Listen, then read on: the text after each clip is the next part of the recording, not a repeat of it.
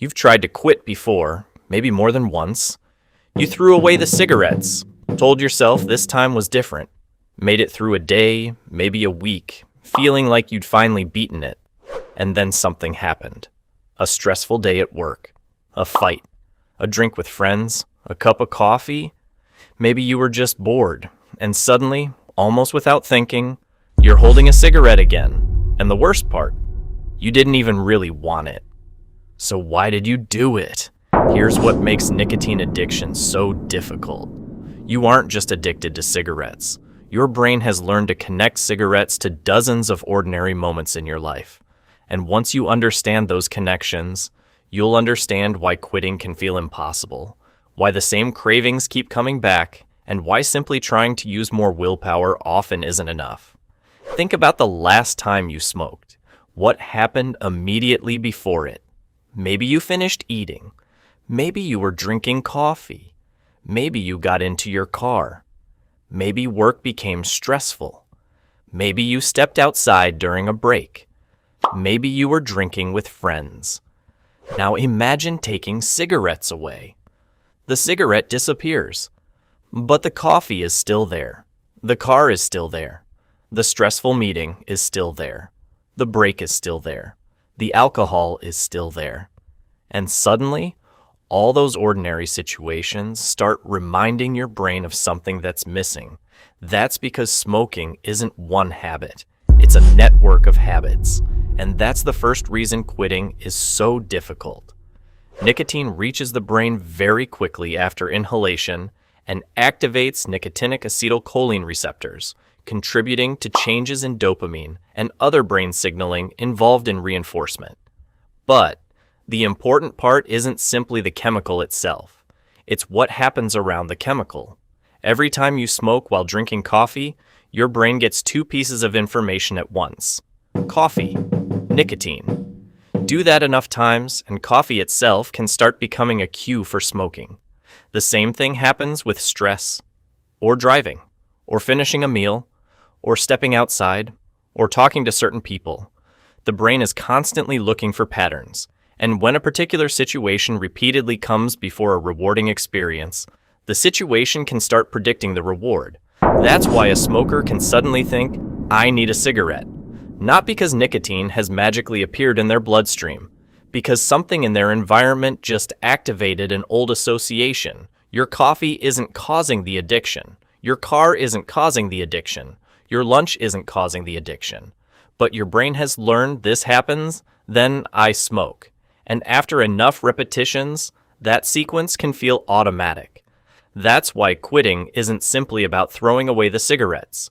You're also breaking dozens of little predictions your brain has been making every day.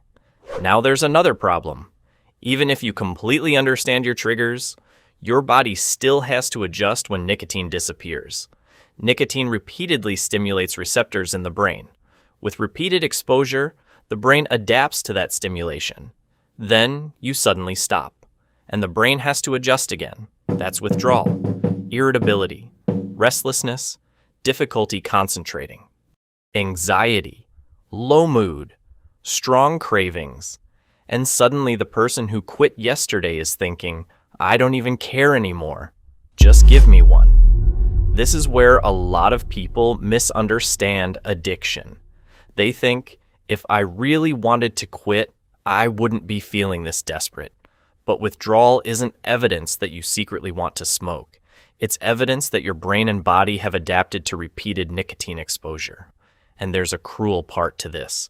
Smoking can temporarily relieve some of the discomfort of withdrawal. So the brain learns, bad feeling, cigarette, relief. And that creates the next problem. But withdrawal isn't the only reason you crave a cigarette. Sometimes you haven't smoked for hours. You're not desperate for nicotine. There's no obvious withdrawal symptom to relieve. You just finished your coffee, and suddenly you want one. Why? Because at this point, the craving may not be asking for nicotine alone.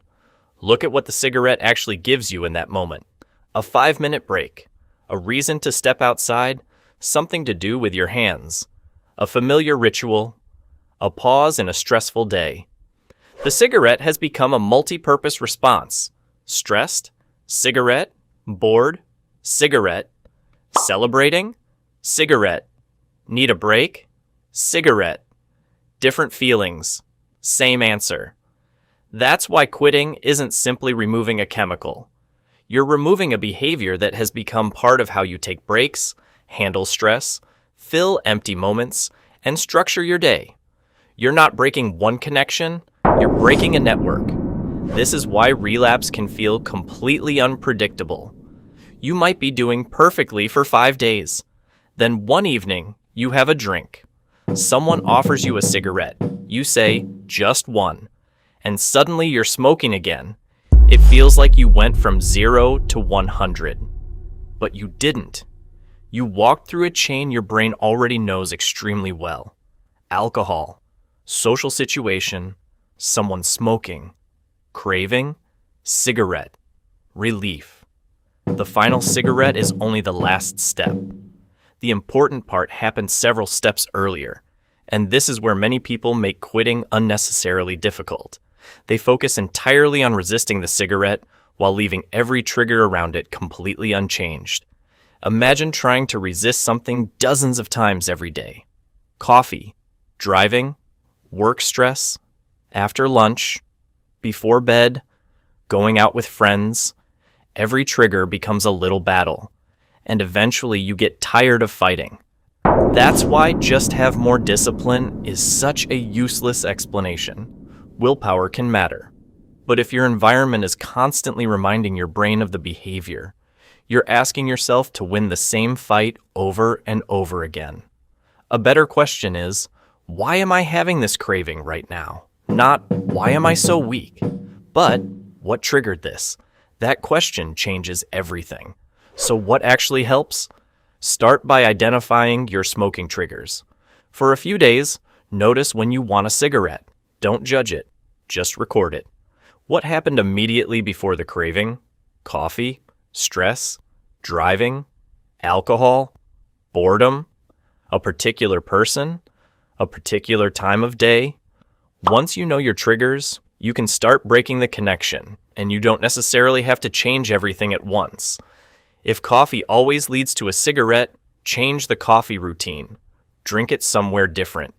Take a walk afterward. Do something with your hands. If driving triggers you, change what happens during the first few minutes of the drive. If stress triggers you, create a different response that happens before the cigarette. The goal isn't, I will never crave a cigarette again. That's a terrible target. The goal is, when this trigger appears, I don't automatically follow it with smoking. That's a much more manageable problem. And when a craving hits, don't immediately try to defeat it forever. Give yourself a smaller target. 10 minutes? Tell yourself, not now, I'll decide in 10 minutes. Then change what you're doing.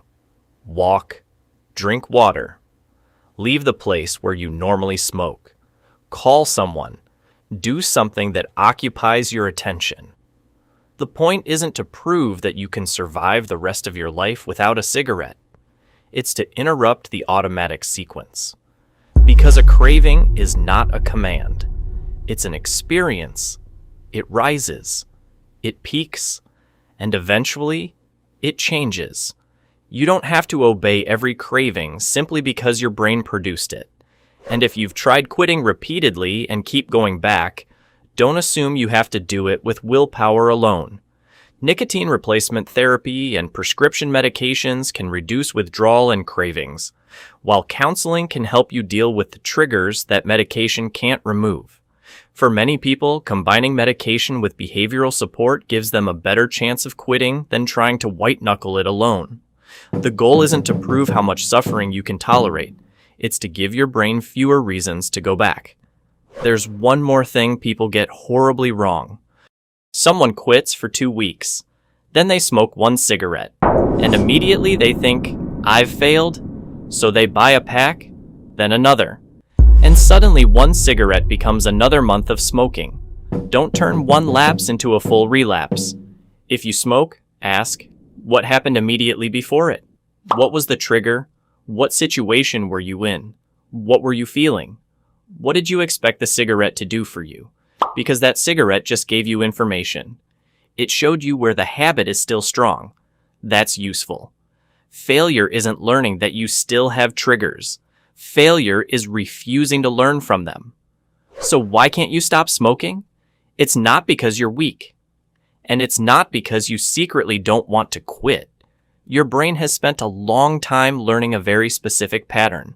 Trigger, craving, cigarette, relief. And you've probably repeated that pattern thousands of times. Of course it feels automatic, but automatic doesn't mean permanent. The cigarette isn't controlling you because you lack discipline. It's controlling you because your brain has learned exactly when to ask for it. So the next time a craving hits, don't just ask, how do I resist this? Ask, what triggered it? Because every time you experience the trigger without completing the old pattern, you're giving your brain a chance to learn a different response. Coffee doesn't have to mean cigarette. Stress doesn't have to mean cigarette. A break doesn't have to mean cigarette. A bad day doesn't have to mean cigarette. And eventually, the thing that once felt impossible starts becoming ordinary. You don't have to win every craving forever. You just have to stop teaching your brain that every craving gets a cigarette. If this video made you understand your own smoking differently, send it to someone who's trying to quit. New videos every week. See you in the next one.